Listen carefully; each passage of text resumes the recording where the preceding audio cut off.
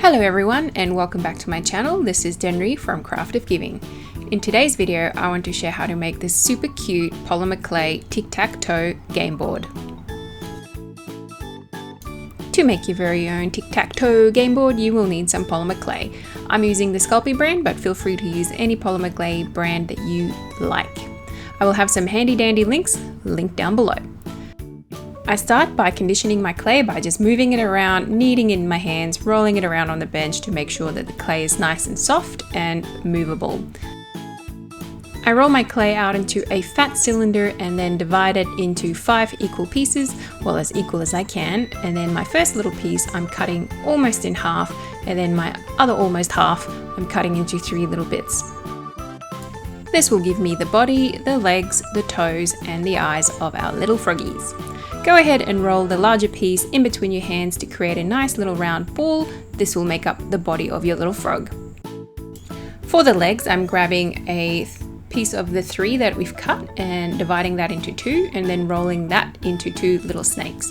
Making sure that it's not too thin and not too short either, so that we can then fold it down upon itself so that you can create 2 little legs that you stick to the side of the frog. Now this may take a couple of goes to get the proportion right, but I believe in you. Then I grab one other little bit and I'm going to divide that into 2 and then make little snakes out of those, trying to make them about the same size, and then I'm going to go ahead and cut that into thirds, leaving us with 6 even pieces, hopefully, that we will then roll into little balls once again, but different this time, where we're going to roll on one side to create a slight teardrop shape, making the toes of our little frog. We will then group the 3 little toes together to make a little foot by just pinching the teardrop ends together to create the little toesies. Go ahead and use a sharp blade or a ruler or something to just loosen that from your work surface, and then you can go ahead and attach it to your frog's body. Making sure to smooth it out and just pinch it slightly together so that the clay sticks together and you won't have your little toes drop off after baking. With the last piece of clay, I'm making a smaller snake once again, dividing that into 2, and this will give us the little googly eyes of our little frog. Attach it to the head and then go ahead and pinch it all together, making sure it's all nice and tight. To make the details of the eye, go ahead and roll out some white clay in the same way and then divide that into equal little pieces as well, rolling it into tiny little balls for the whites of the frog's eyes. For the final details of your frog's eye, go ahead and roll an even smaller piece of black clay for the pupils of the frog's eyes. Again, cutting it into equal sized pieces, rolling that in between your fingers, pressing down slightly to create the pupil, and then attaching that to the base of your eye. The tricky part here is to make sure that your pupils are about the same size, otherwise you might end up with some really funky looking wonky eyes on your frogs. I remember growing up playing tic-tac-toe with my family and my friends, especially during school. It was always such a fun game, and I think this is such a unique twist on such an old, traditional, classic game. You can make this for your family and friends for a perfect gift that will last many years and will definitely be ultra special. Once you have your eyeballs made, go ahead and attach it to your froggy's face by pressing quite firmly to ensure that the clay sticks together.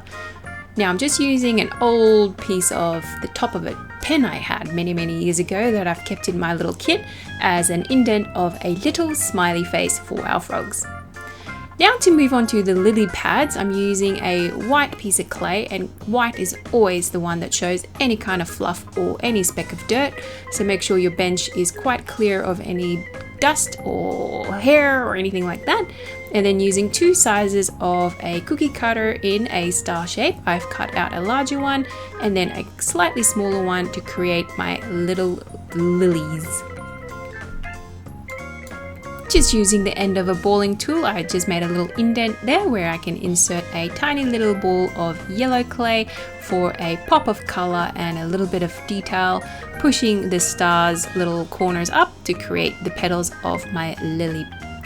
Then to make the lily pad, I'm using a ball of green clay that I've rolled out. Using a circular cookie cutter, I've cut out the desired circle size and then took out a little pizza slice, if you like, to create that really authentic looking lily pad.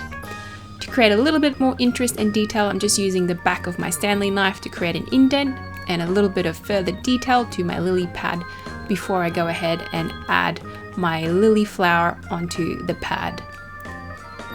Making sure it's aligned properly and then pressing down quite firmly, not to squish my flower, but to make sure that the clay adhere to one another. And then finally, to complete our little game board, you need the board. So using a pale blue, I've just rolled this piece of clay out into a rough square shape. I didn't want it to be quite straight lines, so I'm just going for a bit of a pond vibe, if you're catching my drift. I added all my little pieces onto the clay to make sure that it will fit, and then added little score marks with a ruler to make sure my lines are straight. Now you can go ahead and add some snakes, like thin snakes of clay, to make the lines a bit more defined, but I went ahead and just scored my lines instead. Now you can go as detailed as you like with your board. You can create it any way you like, any kinds of figurines that you would like. I just really love frogs, and I thought this would make such a cute little gift. Using one of my clay tools, I just went ahead and deepened that score line so it's quite prominent on my little game board, and then went ahead and added all my pieces to a tray lined with baking paper and followed my manufacturer's instructions and baked my clay. Now be sure to check your clay's manufacturer's instructions as to times and temperatures for your oven as well. Go ahead and make a beautiful little gift box or a gift bag to add your pieces into to present it as a gift to someone you love. If you liked the video, please give it a big old thumbs up. Leave me a comment down below letting me know what kind of figurines are you gonna make. If you want to see some more, please subscribe. I make videos on handmade gifts and other fun DIY projects. I thank you for watching, and I'll catch you next time. Bye!